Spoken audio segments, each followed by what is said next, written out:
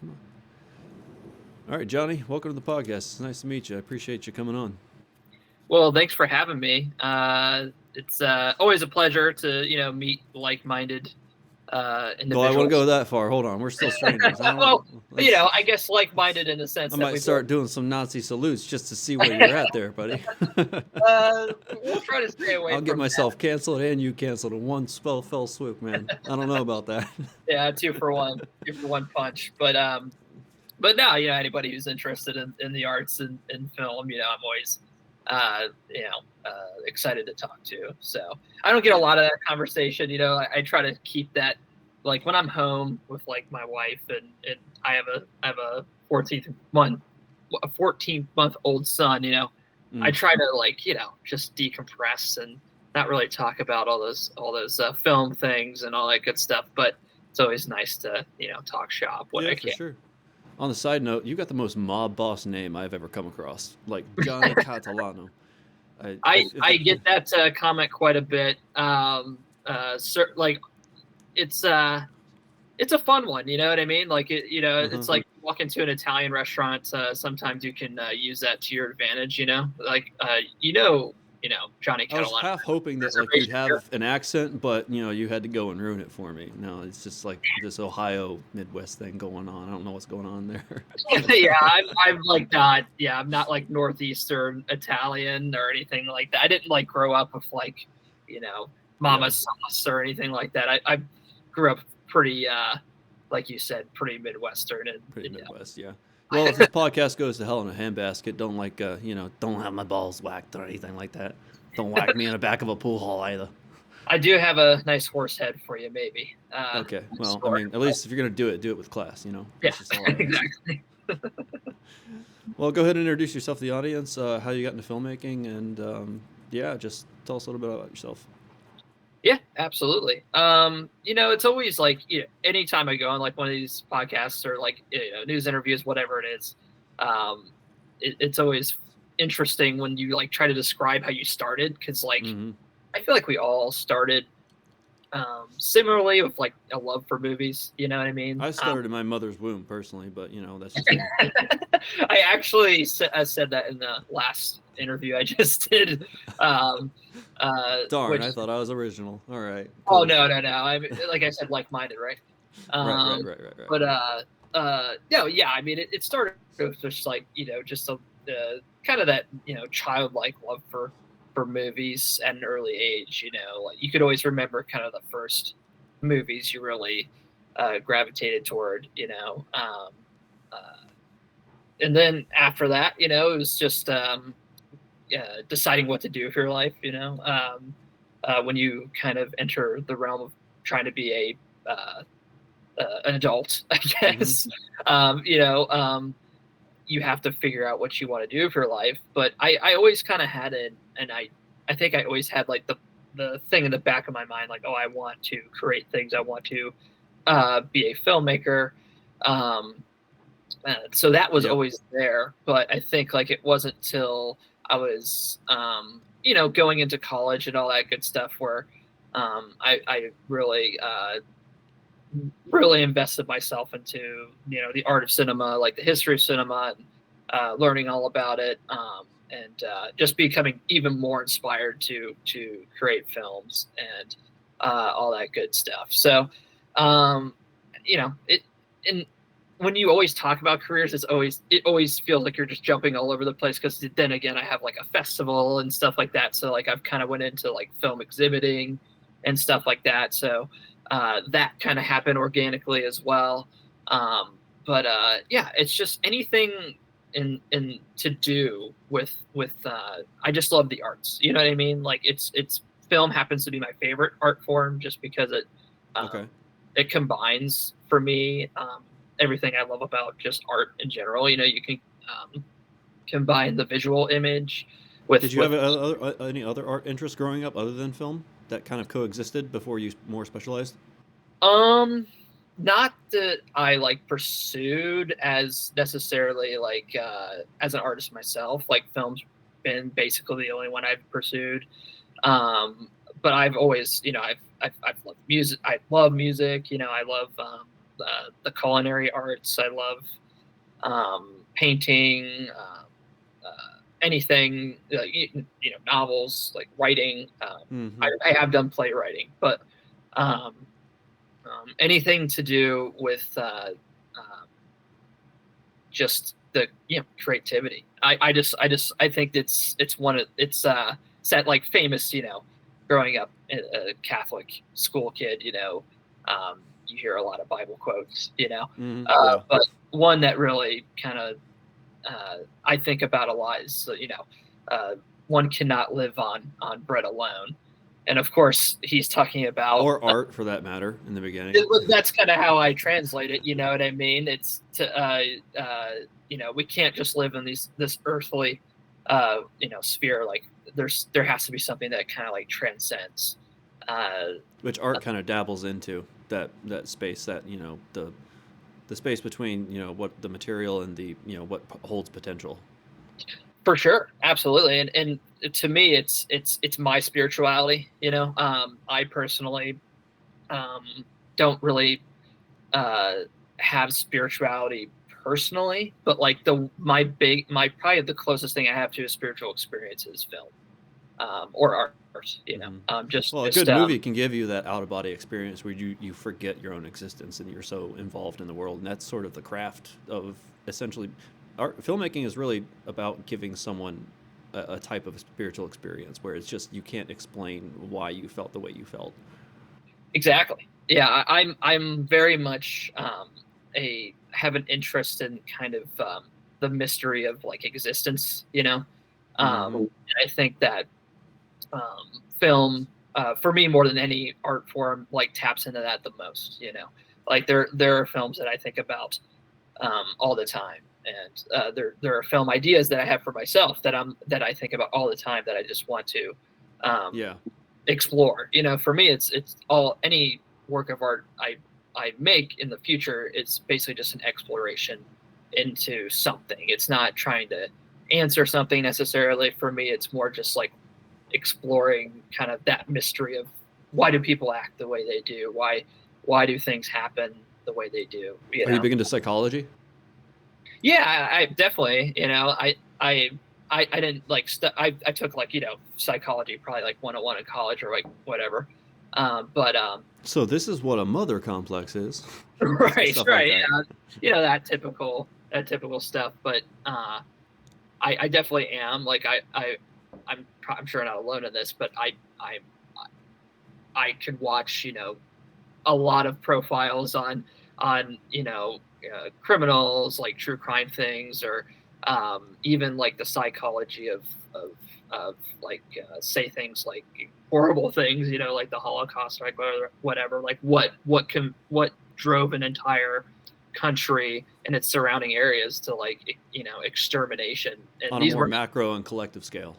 Yeah, for sure. And to think like these were not like necessarily like psychopathic people in the psychology terms, like what drives normal people to either look away from what's happening or just perpetrating it themselves. I forget which philosopher said this, but I think it was Carl Jung. Ideas, people don't have ideas. Ideas have people. Yeah, that's a good one. Yeah, and it's very true. And that's the thing with ideas, too. It's like I feel like anytime you get into this sphere, it could always be in danger of sounding pretentious. But like all ideas are like. It's so fun to sound pretentious, though. Oh yeah, like, even if you're not, it's just like. Podcast, right? Oh yeah, I mean, I'm just another white guy with a podcast talking about art. It's like, why not just lean into it at that point? Yeah, why not? We're here for it. It's Super Bowl Sunday, why not talk about... We're all rooting against the Chiefs, even though we all hate the Eagles in Philadelphia, Yeah, it's I just basically like the Super Bowl for the food anymore, It's more like a holiday at this point. Like, it doesn't matter who's playing, it's just a holiday. Right. It almost most places are closed, yeah. It almost sucks to have a team you care about. I've realized that, like, those big games, like, I don't know if you know, I'm wearing, for people listening, I'm wearing a Notre Dame shirt. grew up, like I said, Rest in peace. I'm sorry, but I did have to watch the Ohio State game and watch people lose their balls when they won and everything. And so yeah, it was yeah. I'm fine, but growing up, Midwest Catholic. Are you fine? Are you okay? Are you not repressing anything? I don't hold like that much like of my personality in sports, but like some people do. A lot of people do, and I just like this shirt. But it wasn't really fun because like my wife's whole family's like Ohio State, Buckeye, like people. Of course they are because they're from Ohio. But I'm one of the weirdos, and it's really not fun seeing your team lose in a big, in the national championship. So having two teams you could give two craps about, you could carry one of them wins. It's less stressful. You know what I mean? Right. You could just enjoy. You could just sit back. I wasn't enjoying. More entertaining. Yeah, exactly. So yeah, I'm sure people don't tune in to this to listen to to hear. No, not at all. But is it really a podcast if you don't at least have one tangent in there somewhere? Yeah, of course. Of course, that's what they're there for, right? Yeah, exactly. I've been on podcasts that are like super. There's like two types of podcasts. There's like the really like loose, just there's either too loose or too strict. Right. And then there's too strict. Like I've been on like pretty strict ones where like we literally did like a whole. It's like bullet point questions. Oh yeah, we almost had a podcast, like an hour-long podcast before the podcast began, before we even started recording. And like he was like, "These are the questions I'm going to ask you. I'm going to ask you now, but just be the same basic answer." Like when we start rolling, I'm like, "Oh, okay." I guess I've found actually because I've done some directing before in the past that actually when I have on a guest, it's very much like treating an actor in the same way. Is that like if you kind of if you try to control them too much, you won't get what you're looking for out of it. And sometimes, so in a way, you have to let things be. You can't control where it's going. You can only steer the ship. Absolutely. In actors, they're essentially gonna deliver something the way they see is natural. And you want that. You know what I mean? Like, and I feel like everybody has their own approach with actors, and it depends what type of performance you're going for, of course. Like if I'm sure David Lynch, I've seen David Lynch direct, like just behind the scenes stuff. Like he was going for performances that were out of the ordinary, purposefully, for the most part. And same thing with like a Kubrick. Kubrick was not going for like the most naturalistic performances, so that would require certain types of direction. But like if you're going for a naturalistic performance, you don't want to invade their kind of delivery or what feels natural to them. So I always think that you should do it. The first take should just be seeing how the actor has interpreted the lines, because then you have a basis of understanding to take them from, instead of just trying to like steer them right from the beginning. Because if you at least see where they're coming from, then you'll be able to formulate your words a little more articulately in terms of how to communicate with specifically the way that they're perceiving the script. I totally agree with you there, and I've liked the line delivery from the actor more than the way I like heard it in my head when I wrote it. Like almost the way they delivered it. I'm like, oh, you made that line come to life. Like before that, I was just like, word vomiting. But like the way they wrote it, everything the way they read it, it actually works. And it's always nice when like you can do a live reading and you can hear your lines for like the first time coming out of real people's mouths, not just like your the little bubble you've been living in for the past like month or whatever, how long you took to write something. So I agree with you for sure. And I also like actors who can really digest the script and also like have an emotional and intellectual reaction from it. That's kind of how I pick actors, actually, for the most part, is actors who actually digest the material, and I could tell actually had an emotional and an intellectual engagement with it. Is there a script or a project that you've done where this specific instance like this comes to mind? Yeah, the first one I did. Well, I did like, of course, I did once in like college and stuff. But like my first short out of college was called "Funeral for Furmansky." Mutual friend, I'm sure you've had her on your podcast, Erica Bach. Yes. Erica. Yeah, she's great, and she produced it, and it was released in. It's kind of crazy now. I think it's been 3 years since I first released it, and I totally had that experience. We basically with that one, we had just worked on her film, her first short. It was called Hash Brown, and an interesting title for what it was. I'm sure Erica would agree. It was like a 50s kind of like beat, like drug romance thing. And interesting. Drugs and 50s. That's an interesting combo. She always has very interesting ideas, and great ideas that you wouldn't normally think of. But yeah, that was like her first film she made out of college. And I worked with her on it, like kind of, I don't know what my role was really. It's like it was an early short film for us, so I was basically just figuring stuff out. Right, I was just helping with the editing and stuff like that. So during the editing process, we were like, we kind of saw some of the flaws in Hash Brown when we were working on it, and I'm sure she would even agree. Like it was our first entry, you know what I mean? So like we were making just like production mistakes left and right, you know what I mean? Classic continuity mistakes. Not necessarily that. Like I think like we wanted more time with like working on performances and stuff like that, and we just didn't have it because we kept moving from like location to location, you know what I mean?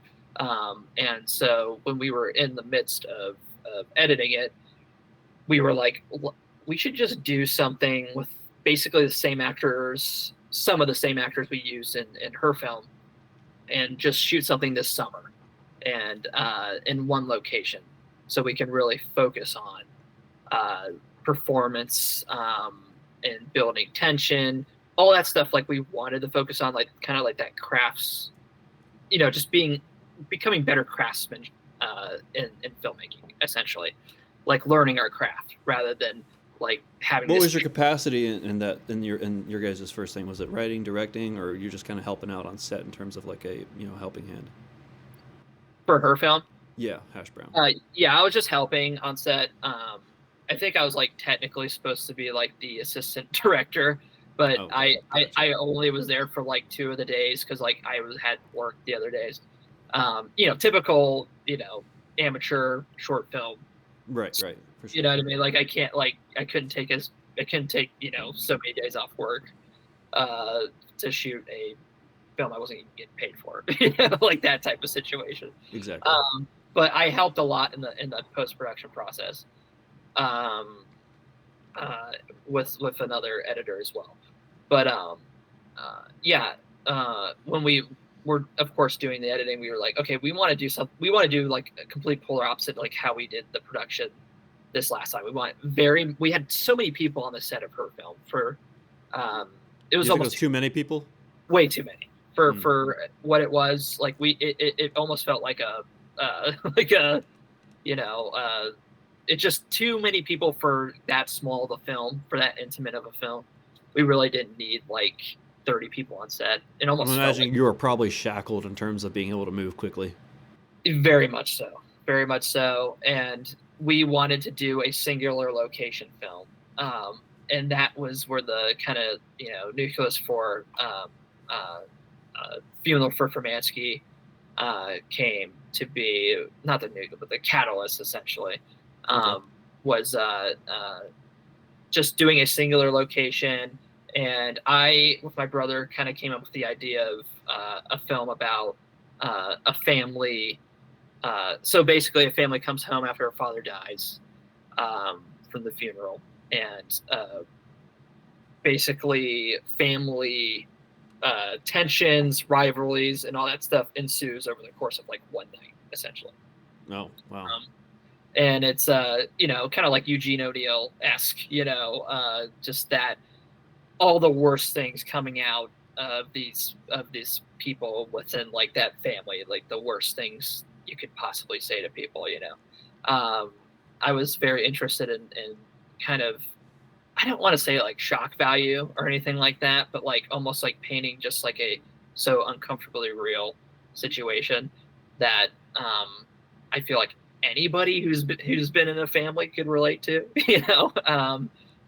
So that was the film that we made. You made a documentary too, right? Like a documentary type film, if I recall correctly.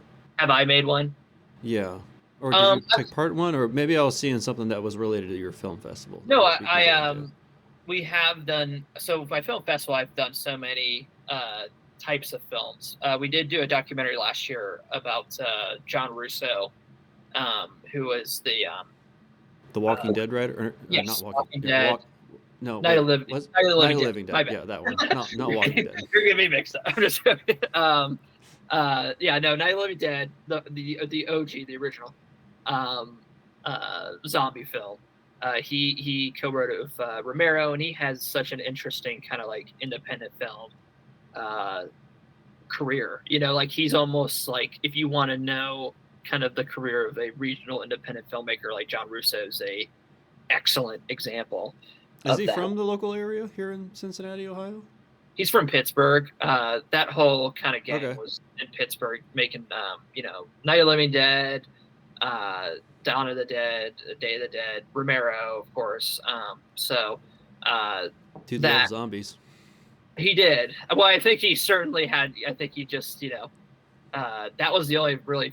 Those were the only films he could really get financing for. So he kind of got pigeonholed, like that typical horror thing. Like he made a couple other like horror films or horror adjacent films after besides the zombie films, but his bread and butter was the zombie films, and they're great. That was in the festival last year, and I also recorded with Chase Crawford from 4x3 a kind of like 40-minute Q&A conversation with me and him about what's your relationship with Chase? You have some type of working relationship business-wise, I think. Yeah, for sure. I would consider us like collaborators. We're not like partners or anything, but we collaborate on certain projects. Not under like the same legal entity or something like that. No. Okay. I'm in my own kind of sphere of my festival and Catalano Film Company, but we collaborate essentially. So like we've collaborated on that, some short films we've distributed, and I essentially was, I curate films when I find them for him for 4x3, whether it be like shorts or features, but it's kind of a like just a collaboration from time to time. So do you handle the distribution aspect of that as well, or is that more his end? I negotiate those. I've negotiated those, but that's certainly a lot more his wheelhouse. Yeah, for sure. And he's gotten so heavily invested in the stand-up comedy realm, which I totally get. Like that's popping off. It is. It's lucrative too, because you got things that are popping up like Kill Tony, and then other shows that are popping up that are like Kill Tony. Like there's a trend of these hybrid like podcast shows where it's much more impromptu instead of like a Netflix special or something like that. Absolutely, and I think people are always trying to look for new comics. Like it's stand-up comedy is definitely the biggest I think it's ever been. So I totally understand why, he heavily focuses on that. But whenever a film project we can collaborate on, we certainly do. And I have nothing but love for Chase. He's just been super cool and fun to work with. And I vaguely met him, or like I briefly met him once. It was at a premiere for like a really small budgeted film that was up in Columbus, I believe. I think it was some type of comedy involving like this dude with an office job or something like that. Oh, okay. Yeah, but he seemed like a really down to earth guy, as far as He I can is. tell. He is, and he's got like I think 3 kids, and that'll keep you busy enough. He's definitely a family guy, and he's still like keeps his nose to the grindstone like big time. So I don't really know how he does it, but definitely. He was given the Trailblazer Award at my festival last year, just because of all the work he does. We usually give out a few industry type awards each year for just like, you may not be in like competition necessarily, but like people who are just kind of like honorable mentions type thing. Absolutely, yeah. It's like kind of like almost like lifetime achievement award type stuff. Like people we're just trying to recognize for doing like excellent work, kind of like in our world of independent filmmakers. Right. So last year was the first year of your film festival. What made you decide to start it in the first place? Actually, last year was a second. It was a second. Okay. Yeah, this is the normally third. My research is pretty good, but I guess it failed on that one. All right. Noted. That's all right. Totally understandable.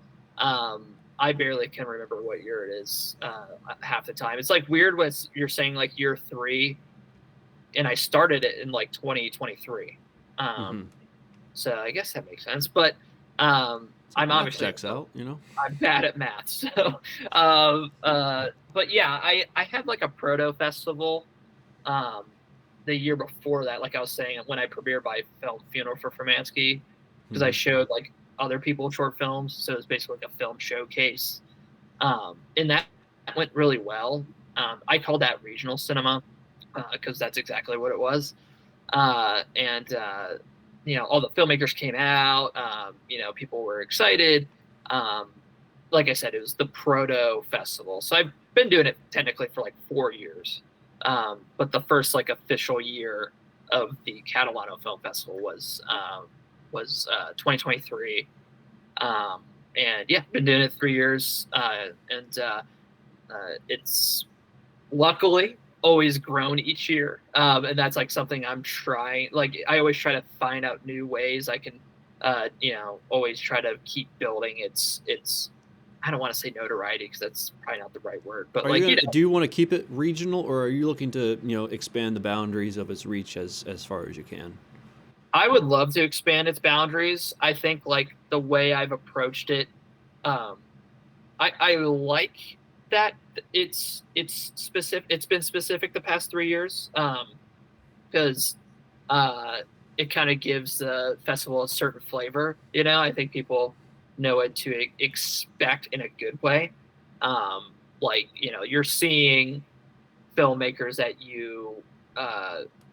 that live like close to you, and that you can meet at the festival, and that you can have conversations with. Like my big thing is that I want the filmmakers to come to the festival.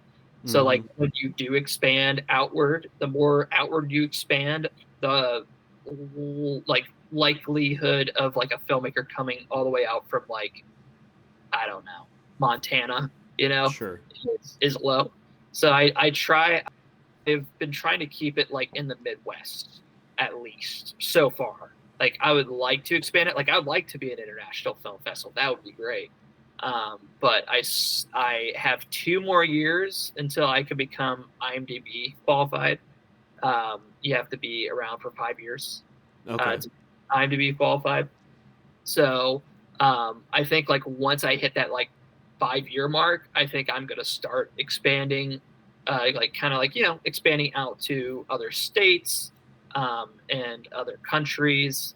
Because I of course want the more films, the better. You know what I mean? Like that's always the case. And I'd like to. I did have John Russo was kind of the special guest of last year.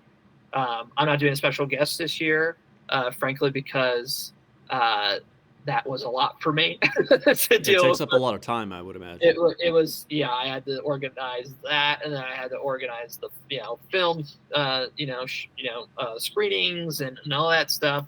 So that was, I decided this year just to focus primarily on films and the filmmakers, rather than having special guests and also showing Night of the Living Dead at midnight.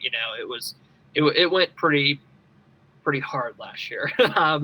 And I'm looking to this year to focus on kind of like the roots of kind of what it is.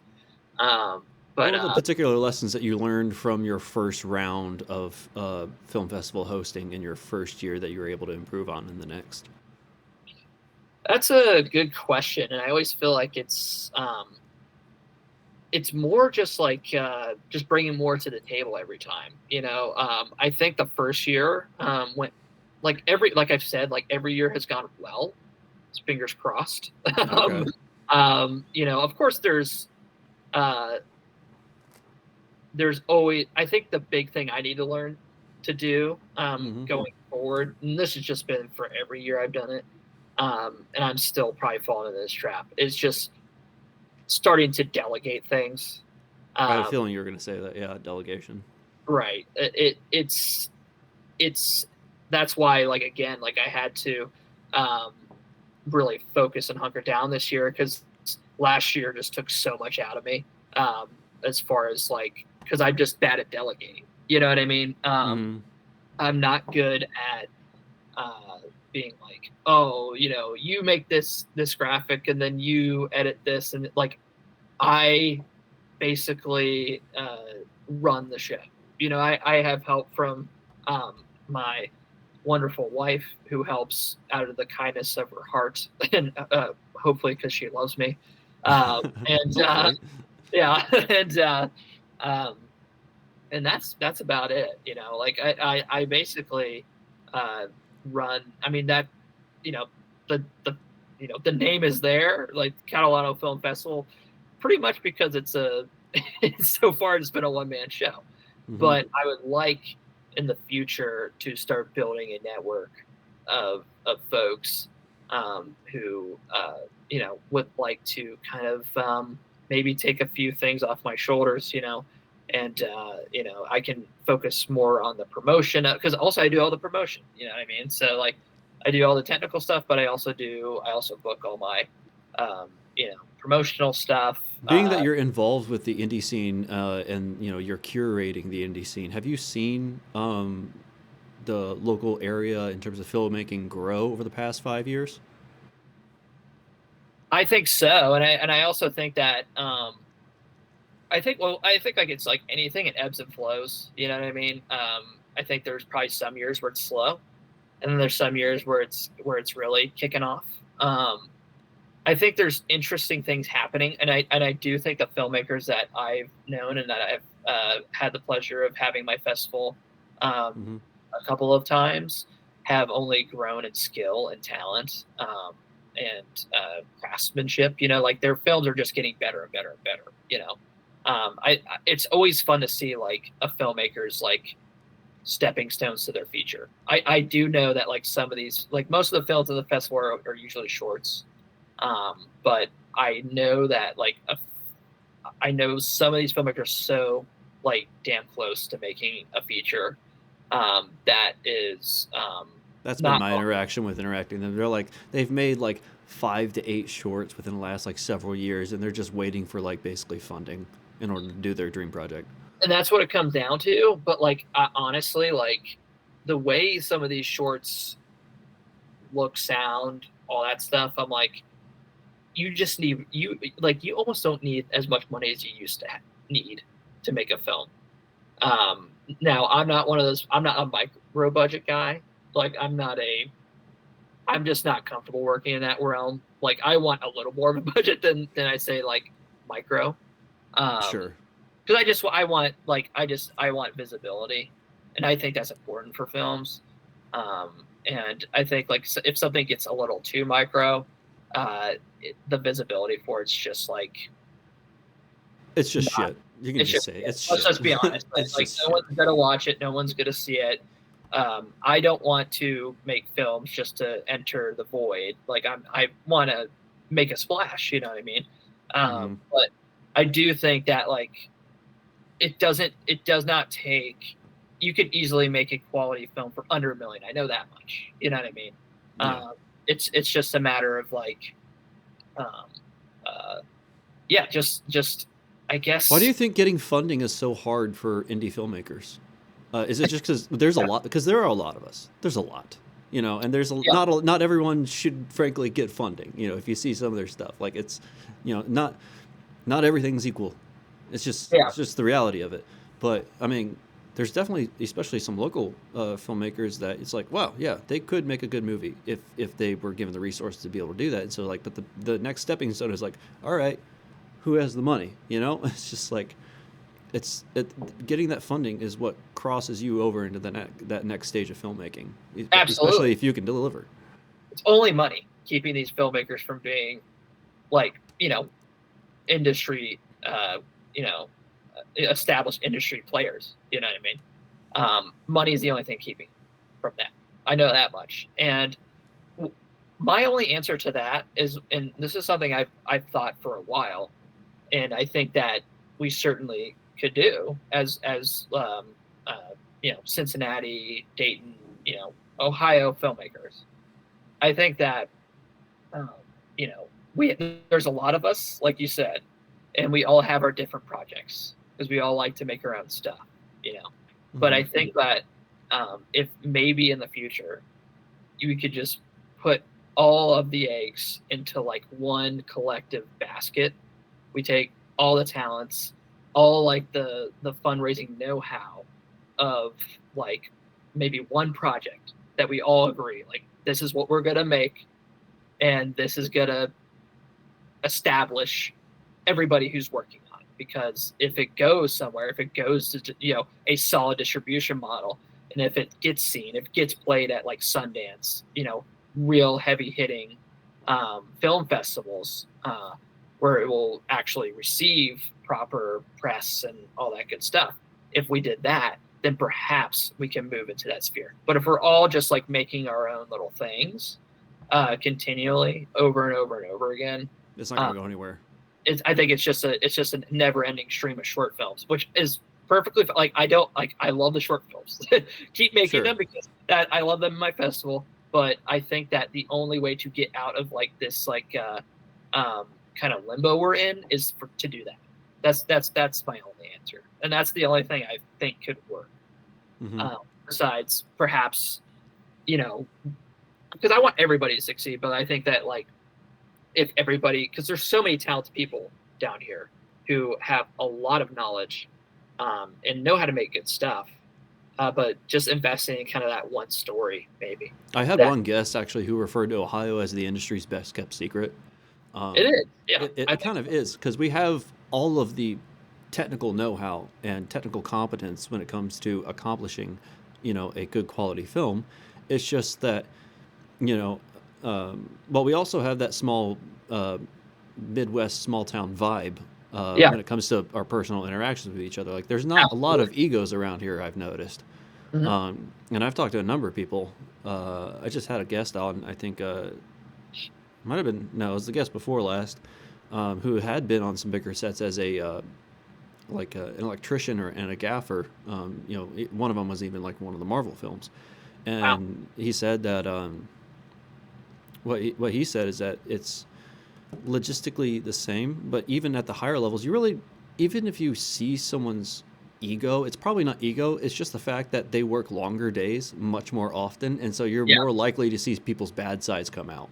For sure. And I think that makes sense, and I agree with you. I like, besides those like little things from time to time, like there's really not like this like weird competitiveness, like, and that's what I've noticed even with my festival. Is kind of there's this air of like celebration of each other's work. There's not like this like negativity where I feel like you would have that in an industry town like LA. There's that famous, like, I think Stanley Kubrick, because Kubrick famously moved out to like England or whatever, because he just hated the Hollywood machine. And when he was living in LA for like a small period of time, he said that he was like, anytime he walked down the street and if somebody asked him how he was doing, he said, great. You could just tell the look of disappointment on their face, because they didn't want that answer. They wanted like, oh, I'm doing bad because I couldn't get this project off the ground. I couldn't get this project off the ground. Like it, and listen, I'm not trying again. Like I only know what I know about, the more Hollywood end of things. I'm not by any means an industry player, but I do think there's something to be said about kind of the camaraderie we have. And I do think that like with our camaraderie, the one project, thing I guess promoting, I think could work, because I think there isn't this competitive nature with us. I think it's more just like we want to make good work. Do you get a lot of people that like have scripts, they come up to you and just like cold walk, like, hey, I hear you make movies. Like, I think this is a great idea. Does that ever happen? Yeah. Oh yeah. Or because it's got to be annoying. And I'm asking kind of as a screenwriter. It's like I know, I'm sure I know what the response is sort of on the other side. So I'm just curious to hear the other perspective on it. It's like what's going on the other end of the telephone, Right. And as a writer myself, like I have gotten that for sure. And I've also gotten, can you like finance my film? Which I don't know what I'm presenting. I'm sure my Pulp Fiction ripoff will be a hit success. What right. This is a slam dunk. Why are you denying me?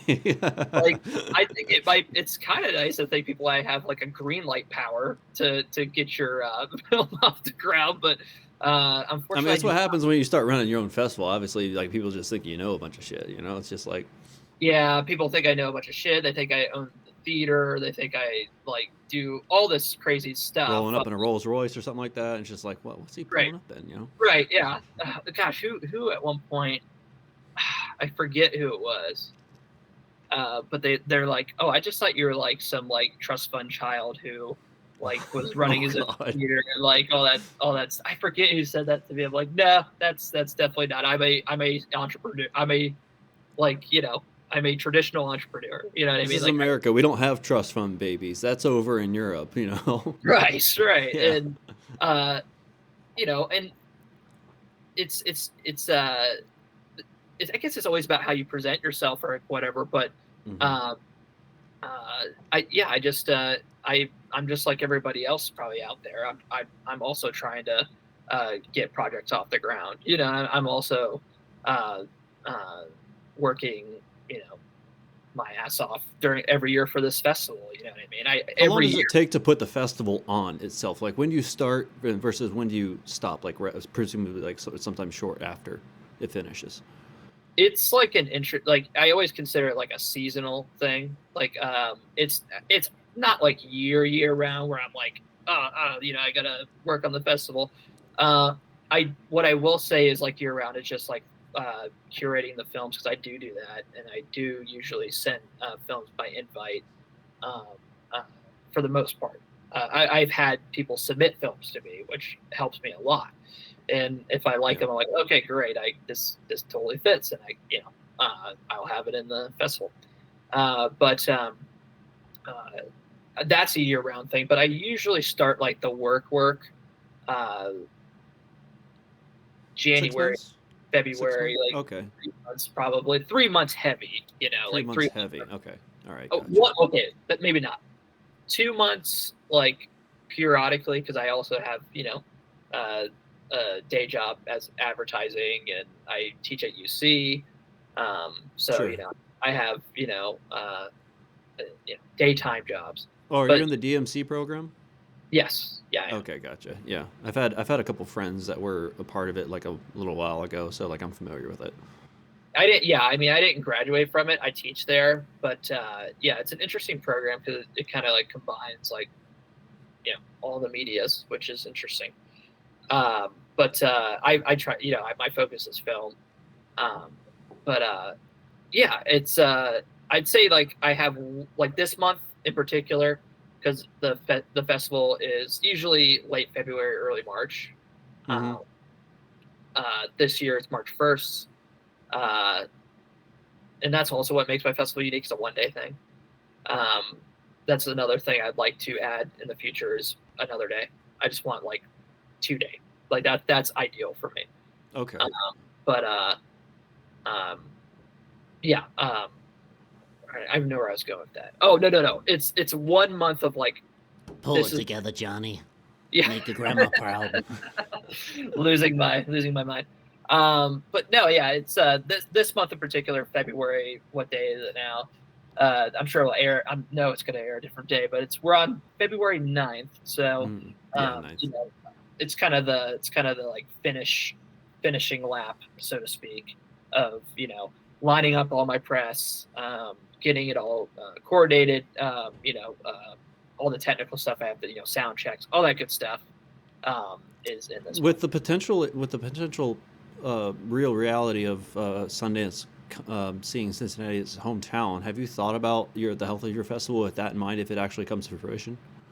Yeah, so like I that was certainly like on my radar as soon as it was like announced. I was like, oh. And I kind of have a different concept about Sundance coming here to Cincinnati. I think a lot of people might see it as a positive, which I think there certainly would be positive, just like anything. There's positives and negatives to everything. But for me, I don't know how positive it will be for our film community, because it's this sounds extreme, but it's almost as if like a imperial power just comes and plants its flag. Or like a big corporation coming in and wiping out the small guy, essentially. Right. And not only like my festival, I think it's like, it wouldn't be necessarily our films going to Sundance. It would be, more, studio backed films going to Sundance. And it would, I just don't know how good it would be for. Your wheelhouse is not close enough to really be that much of a competition because you still have your own niche. Oh yeah, for sure. I'd always have my own niche. I don't like, it's just like with Sundance, there's like a slam dance, like that's like down the street or whatever. I don't think that it would hurt my festival at all, because I think the people coming to my festival are different from the people going to Sundance. Would it be cool to go to Sundance in Cincinnati? Sure. I don't know the likelihood of it. There's still, I think, a few barriers for Cincinnati as a city to kind of like put on the Sundance Film Festival. It's just not, I don't think, as convenient as Park City is for most folks. That being said, I think it's great that we are like in the top 3. I think that says something about the city as kind of like a artistic. City's growing a lot. Yeah, it's growing, and I think it says something about our art scene. I think it says we have a like pretty strong, healthy art scene. So like, I think that's great. I think it's great that we have that going for us. But I guess it remains to be seen. I just have a hard time believing that Park City's gonna like relieve. Like it's a, just give it up. But we'll see. I don't know. Let me lay some out for you, and maybe you can give your thoughts on it. Yeah. So one of the things I see indie filmmakers, and this is also from personal anecdotal experience, is one of the things that separates indie filmmakers, technically speaking, from larger production studios is their willingness to go near or touch CGI and visual effects. Okay. I supervised visual effects for like this proof of concept that was up in Dayton. It's like a cyberpunk fight thing. Okay. But I saw, generally like the nerdy people, like cinematographers and stuff like that, they got to know how, they got a decent feel for at least how to shoot for it. But in terms of directors and writers, they're kind of afraid to go near it because they're assuming, which is somewhat justified, that it's very expensive. Yeah. And it's one of those things I think would add a lot of quality if the filmmaking community knew how to do very well. That might put some more eyeballs on the local scene, which might help bridge the gap for potential fundings and things like that. So, do you think that on the indie level side of filmmaking, that CG more CG would help or hurt the scene when it comes to growing as a community? I think like if it was expanded, I think it'd only help. But it always depends on the project, of course. You know, like if that's the like genre and it's useful for, you know, I think that would only help. You know, just bring up production value, of course. And you know, most modern audiences are almost expecting CGI. At this, it just dependent on like what type of film you're making again. But I personally like with you know, the films that I'm interested in making aren't, you know, wouldn't probably be very CGI heavy. But you know, I'm there's not a large marketing value, you know, that comes from seeing visual eye candy, and not even necessarily for like, you know, explosions or type of Marvel like magical effects, but things that just, it looks like a glorified magic trick that you have to assume they use CGI for, because you can't piece together, you know. It's like that niche of CGI, especially on the side of indie filmmaking, where a lot of indie filmmakers like to get kind of esoteric with their types of storytelling. And I think that is one niche that I perceive as, if it was exploited properly, might be the thing that actually bridges the local scene in terms of its gap in getting to that next level and a little bit more recognition. I think it certainly could. I agree with you there. And I do think, like, you know, if we're talking like independent like film and special effects, even really good practical effects people would only elevate the scene. You know, I know we have some great ones, but look at the Terrifier series. You know, like a lot of people go, that's a very indie grassroots success story, the Terrifier films. Like depending on like how you feel about them. Oh shit, Terrifier. I haven't seen it, but the guest that I mentioned, the gaffer, he worked on the second one. Yeah, now that I think about it. There's been 3 now. There's been 3. Okay. And they've all been, I think all of them have been made for under $1 million, and they've all made well over that. And it's mainly because people are going to go see those because of the, like, you know, gore effects. There's a lot of them in those. Like it's almost like a gore effects like extravaganza, essentially. It's a slasher series, right? You're right. Yeah, it's slasher, and it has to be certainly for your taste. You know, like if you're not into, like, it's extreme slasher too. Like the kill scenes last for like it's like 10... Mortal Kombat type. Yeah, it's pretty it's very graphic, but like comically so. You know what I mean? Nice. Yeah, right. So yeah, I think that like if you could elevate your projects by really stellar both practical and, you know, computer generated graphics, I think that only, like, yeah, it elevates your production value, you know. And I think that's one of the main reasons a lot of people don't touch, you know, maybe like period pieces in our area, you know. Obviously you want a lot of production value for those, so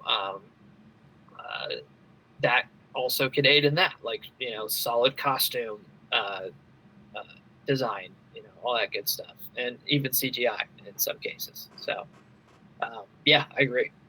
Is there any other niches that you think could be filled within the local community that might help it? I think the niche would probably just be the stories we can tell. You know what I mean? Like, it all comes down to that.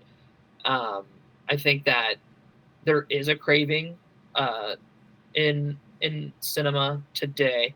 I think even with, like, especially with like younger generations, because we had such a blockbuster heavy dominated early half of this like decade, you know, or past 2 decades. Where right after Endgame, it just kind of exploded, and they tried to do a lot, you know, and they just flooded the streaming services with more of that, and people might be getting a little tired of it now.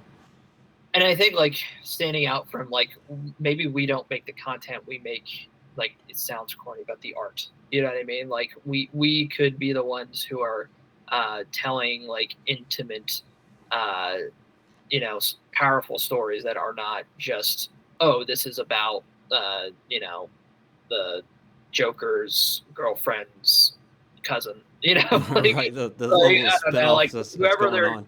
whoever they're freaking pulling now.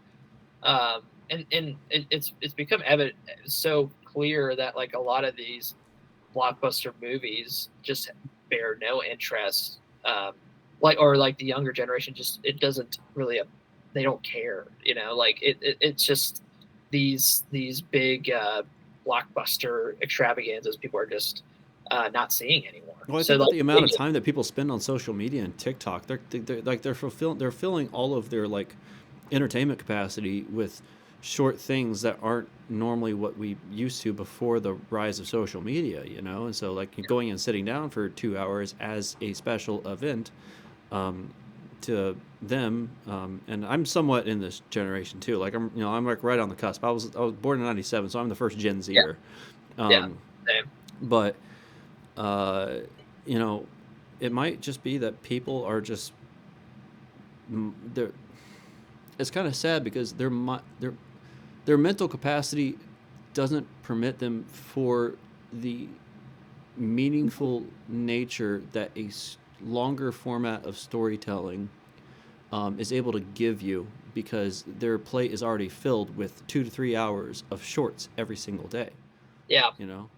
Yeah, it's an interesting like world as far as like cinema goes.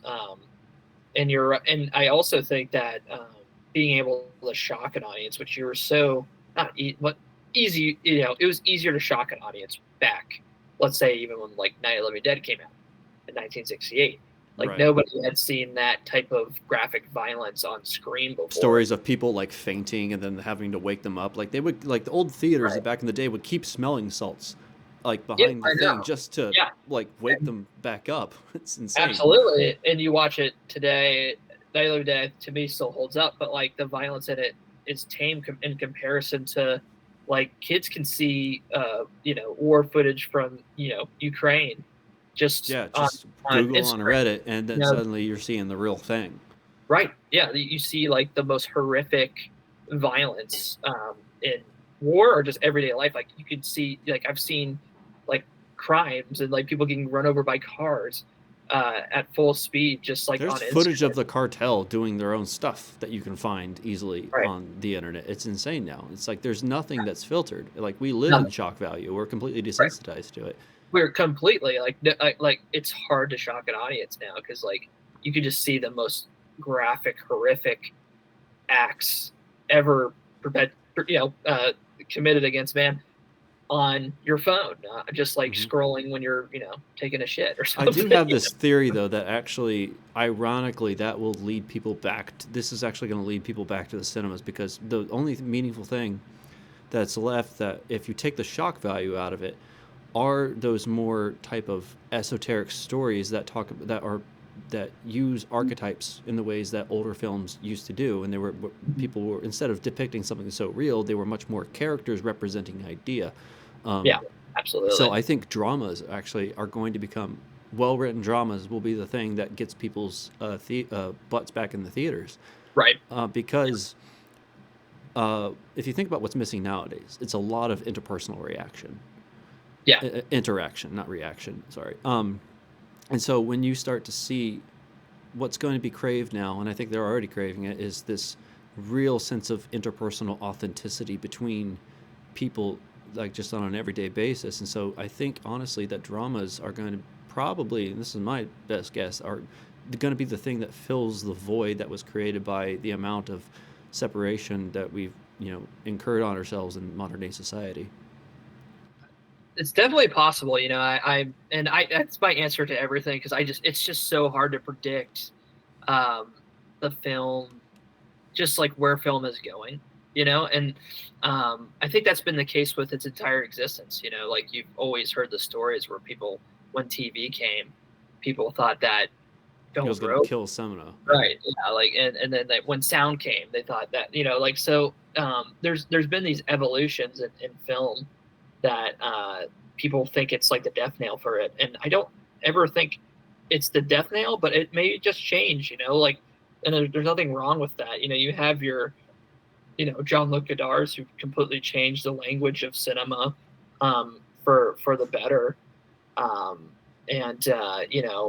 there's still films I think that move people to this day. I mean, to me, like one of the most hopeful years for cinema was it 2022 or 2023? I think it was 2023 when Oppenheimer and came out. Yeah. We always need a good Christopher Nolan movie to bring us back to reality, ironically.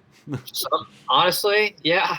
In many ways, I think people still like that communal kind of, have you seen it yet, type of thing. It still exists. People still do it with film, luckily, and it may be like 2 or 3 films a year, but that's not, I don't see it as a problem. I think that only makes you want to step up your game as a filmmaker. You know what I mean? It's not quite dead yet. It's just sort of off in the corner at the moment. Yeah, and so some of the problem lies is that there's probably just too many movies now. Like there's probably way too many films because of streaming. We have well over 100 years of cinema that's just on demand at this point. It's like people don't need to go to the cinema if they want to watch a good movie at this point. Oh, absolutely not. And yeah, we have such a rich, like, that's why when somebody says, have you seen this new movie on Netflix or new series or whatever, I'm like, no, there's 100 years of cinema I'm still catching up on. You know what I mean? I'm still trying to watch the old stuff, the stuff that came before I catch. I mean, of course, I watch new things and like when they come out, if I can, sometimes I miss them and I'm like, well, I guess I'm not seeing that one. Yeah, like I wanted to go see gosh, I always butcher the name. Nosferatu. Okay, I always say Nostafaru for some reason. I think of like Mustafar from Revenge of the Sith, the planet. Right. Sounds like a Star Wars character. Yeah, I really wanted to go see it. I wanted to go see it in theaters. I just didn't get the time, and then it went out of theaters. Like, oh well, now I got to watch it at home. Like I wanted. That was a theater experience that I could have been there for with an actual audience sitting around me, and it wasn't. Just sometimes you miss those things. Yeah, sometimes you lose the ambition to like go see something if it's out of the theater because it seems like such a theater experience, So like if it's a theater type movie, I always try to make sure I see it in the theater because, it's just one of those things. And sometimes just the theater experience is just, I like it. You know what I mean? Like I know there's like people who don't, people who do. Obviously I'm a film person, so I do. But there's just something about investing 2 hours or more in a lot of cases anymore to just one thing. Like you're trying not to think about anything else. You're trying not to think. Your mind tries not to wander because like you're in that dark room and you're alone with that movie. There's just something to be said about that because like in any other kind of scenario, there's just so many distractions, Right. Yeah, there is. It's just nice to have, and again, that communal kind of like experience. Even if there's like one other person in the theater, you're like, it's kind of cool, like, hey, bro. But just for a peace sign or whatever. But no, I think it's it makes it more of an event rather than just like, oh, I'm just watching this eating chips on my couch, Mm-hmm. Yeah. Well, do you have any final thoughts you want to leave with the audience? Well, besides come out to Catalano Film Festival 2025, 3rd annual, you can purchase the tickets on Plaza Theater website. They're $15, but that just gets you into the whole day. It's probably going to be, I'm nailing down whether it's going to be from 4 to 9 or 4:30 to 9, but I'm probably going to make date? It Saturday, March 1st. March 1st. Okay, gotcha. Yep. Yeah. Usually we have like a social kind of hour when you first get there because everybody's just there and they're, they haven't seen each other in a while and they start talking.